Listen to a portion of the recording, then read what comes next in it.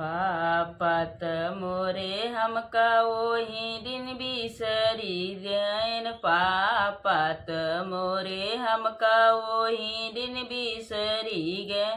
जब आइन बहबा महतारी ना, जब आइन बहबा महतारी ना। ससुरे मेरो आई बिना माई के बिटियावा। अब के मका बोलाई है ना। ससुरे मेरो आई बिना माई के बिटियावा। अब के हम का बोलाई है ना।